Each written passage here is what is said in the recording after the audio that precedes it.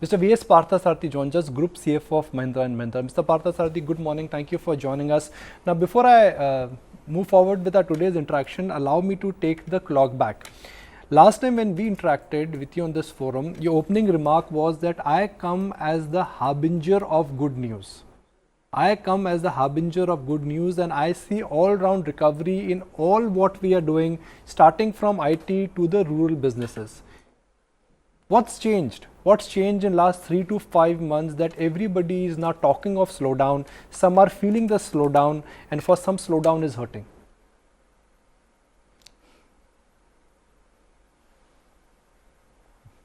I wish I was a soothsayer, but I still bring that statement, which is in terms of saying that I'm still believe that I'm a harbinger of change. We have had a short period of some tough times, basically based on consumption, based on liquidity, etc. But I think there are these are clouds which will go away. You have to remember that India is still one of the fastest growing economy. The 6.8 or 6.5 seems to be a bit low at this point of time, but I'm sure we'll quickly get back to the 8% mark. And the new government and the private sector and all Indians in a sense has to work towards that. So the harbinger, which is of good news, continues in that sense. Now, what we want to understand from you, Mr. Parthasarathy, is that how much of the slowdown is cyclical, how much of the slowdown is structural. If I would have asked anybody, forget Mahindra and Mahindra, forget any individual corporate, if I would have asked anybody about their outlook on rural economy and demand trends in the month of March, the outlook was constructive, the outlook was positive.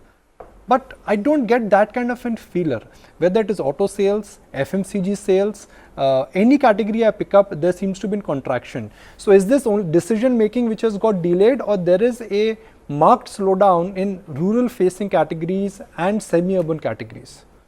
I'll request you to be frank, sir, because what you will say will matter to our viewers, because you have a very deep understanding of all the rural businesses. Yeah. I'm always frank, but I'm also always very positive, because we are in a growth environment and we are in a country which is growing. So despondent, there is no need for despondency. So I'm not going to be a predictor of that, but I will answer your question straight on. First question of yours was, is this change, or is this thing that you are seeing is structural, or is it only tactical, or is it very short term? I would tend to believe that there is no structural problem per se. There is been a set of things which have been in motions, and we can all post the event very carefully, look at it, and may be able to ascribe it to certain reason. Maybe we were distracted by the elections, the liquidity crunch did impact, and so on and so forth. I think this is where we are, and I think we have seen it in April, we probably will see it in May, in terms of a great Q1 last year and not so great Q1 this year for overall India Inc. As a whole. I am not referring to any one category or any one company. So this is what happened, but going forward, last year after Q1 there has been fairly sedate or decent quarters, but not great base effect. So we will see the growth come back and in fact thrive, and once it starts going on that direction, an 8% GDP growth for India is not very difficult, and I pin my hopes on that happening. Mr. Parthasarathy, morning. But just trying to understand the nature of this slowdown, would it be fair to attribute this slowdown, which is across categories, urban as well as rural, only to liquidity, or would you say that there is something else? Because now we've even seen that big overhang of election get over, and many of your peers indicated that post-election you will finally see some buying confidence, some consumer confidence come back into markets. Yeah, and I think you are absolutely right. and if you are looking at what are the, in a sense, what we can pin the growth coming back into the economy, let me kind of make these 2 or 3. First is consumption. This is a consumption driven time. When big projects in rural was happening, then household income started to rise because the farm income were supplemented by these projects income which was coming, and therefore household income increased and therefore consumption increased. It's a great multiplier effect when that consumption happens, and the big consumption tool is when government launches mega projects. So it's consumption is a very important parameter of this. And if I were to look forward, in a sense, I'm probably answering one of your future questions. What can we expect out of this, next few months? So it has to be a consumption-led big story, and their big projects will help. The second one is focus on farm. I mean, BJP government has already said that it's rural focused. So putting farmer first and farmland first will help a lot, and not only with these 2 things give multiplier effect, and they will also form infrastructure, but it will also push in a sense the employment figure, which is something which augurs again well for the economy and has a multiplier effect. The third one which you can talk is that Narega itself, and focus on that should push both the employment as well as some bit of income into the rural. So the first big story is of consumption. The second big plank is liquidity, which I already talked about, but we have to understand that in a sense, when Lehman happened, say in US, it was the only thing which was left to fall. After that, everybody recognized that pulling up the entire banking and the financial institution is very important to them. If they don't do it, the economy may go through not a great cycle, and that happened, and over a period of time the banks bounced back to their earlier prominence. India faces a similar kind of situation both in banks and financial institutions. Therefore, we must pull up this financial institution and nurse them back to health. So in a sense, this is where the liquidity overall comes. The NBFCs are not lending and the banks are worried about who they should lend up, and we must nurse this back to health. That's the second part. The third part is about taxation. As BS6 happens, as the costs start to increase, the GST, there could be rationalization, especially I am now talking about auto industry for example, there where the rates can push down all the overall cost to the economy, and that again would have a multiplier effect on demand. The fourth, the other one on tax is of course corporate tax, and corporate tax earlier was also said to be brought down. Maybe it's time to be started looking at it, and one thing we can link it is link in investment along with it. So maybe you link in drop in corporate taxes by a reasonable amount, and then say I want so much of investments to be done overall, and that could spur a kind of a growth in the economy which we are seeing. So those are the kind of things which are required, if I can say in a composite way, not just liquidity, but liquidity supported by consumption and maybe supported by certain amount of tax reforms that we can see. Mr. Parthasarathy, you spoke of it just right now about how we are seeing the government focused on the infrastructure within the rural sector. We've also seen money flowing in via the government schemes like the PM Kisan Yojana. How is all of this likely to aid your overall rural demand, and how do you see this helping your sector and your company specifically?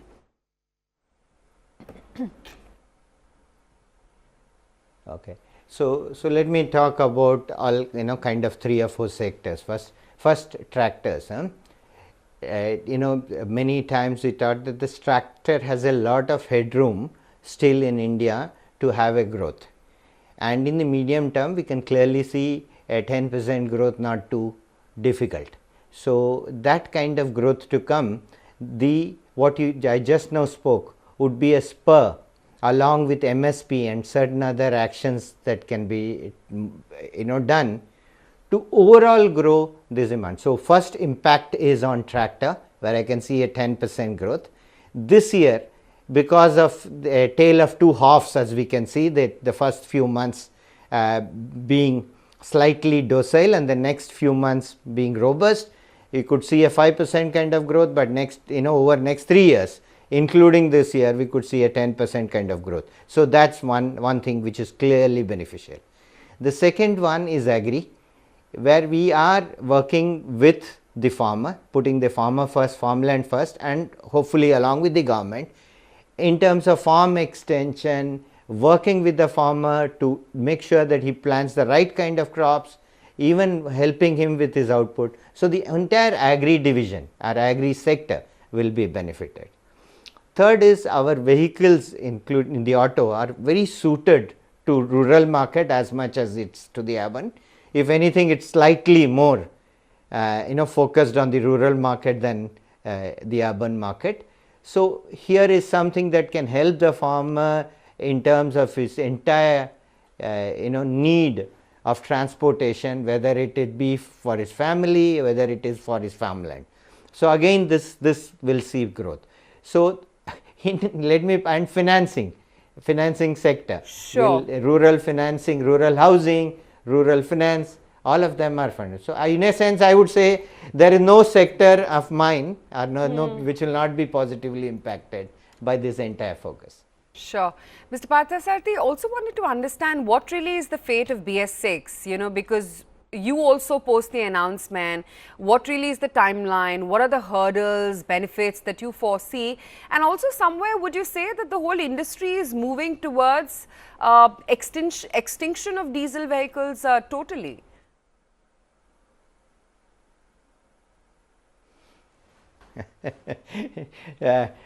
I hope not. Okay.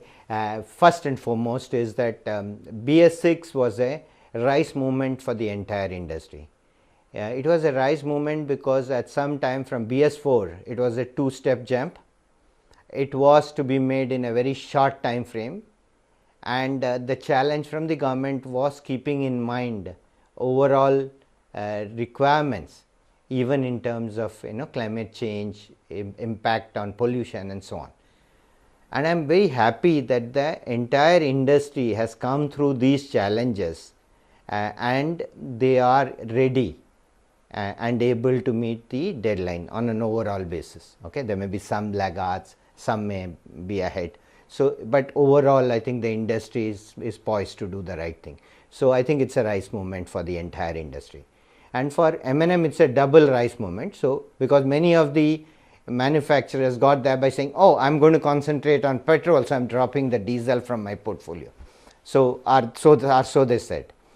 But what we can say, because it is double rise movements, not only are we there with our petrol engines, those petrol engines which we will use not only for us, but SsangYong will also use, and Ford will also use the 1.2 liter engine.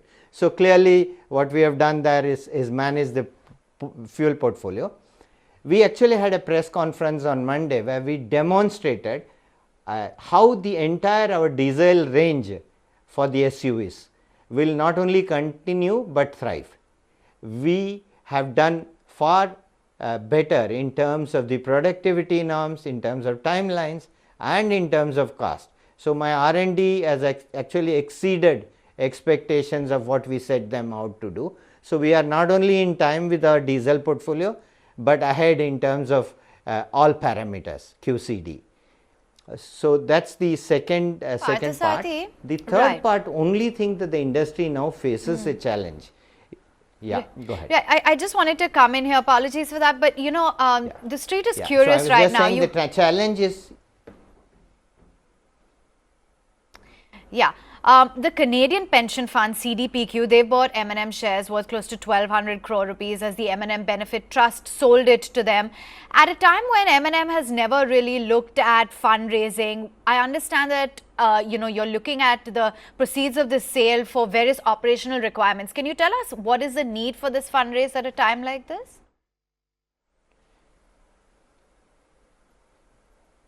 Okay. Thank you. I will. Just one sentence to complete the last thing that I said.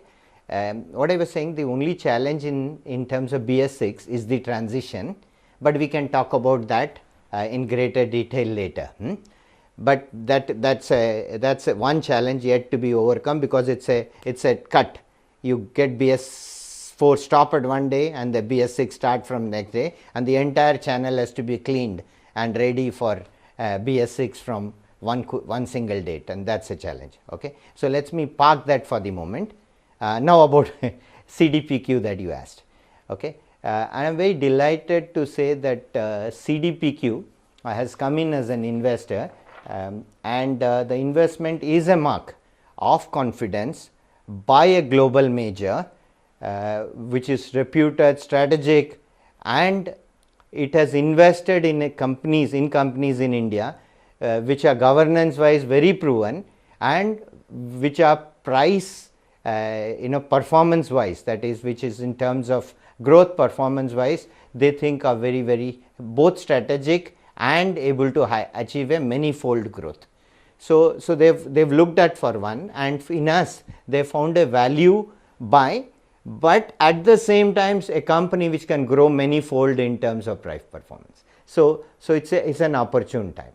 The third is, we have always looked at it that should we look for good investors and monetize at that time, or should we look at the right time and then try to find buyers at that time. We have always found that people are more important, our stakeholders, and therefore at the right, when a right investors comes along, then it is good to do the activity around it at a time when we are not forced to do by situation, when we can do strategically, and CPQ is such a strategic alliance. I think, I hope this is not the first thing that we do with them.